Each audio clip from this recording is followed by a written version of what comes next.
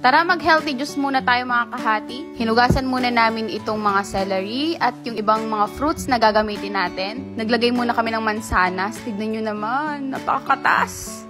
Then next, carrot. Kasama na po yung balat niyan ho. Pipino, ayan. Then celery ulit. Paulit-ulit lang mga kahati hanggang maubos nyo yung mga gulay at prutas na meron kayo.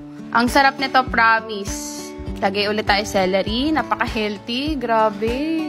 Perfecto sa ating baby. Para na-detox niyo yung ating katawan. Ayan. By the way, nagbo-black rice na rin pala ako para bumaba ng konti yung timbang ko. Pero wala, ay tumataas talaga siya. Pero okay lang. Bawi na lang ako mga kahati. Tapos dito na pupunta yung mga balat-balat ng mga vegetable and fruits. Then, i-mix-mix lang namin yung nakuha naming sabaw para siyang painting, Tapos, hinati na namin sa 3. Bali, isa kay Mami, isa sa akin, at isa kay Lance. Ayan. Yes, Lance po yung kanyang nickname, pero pwede namang bunso. Charot.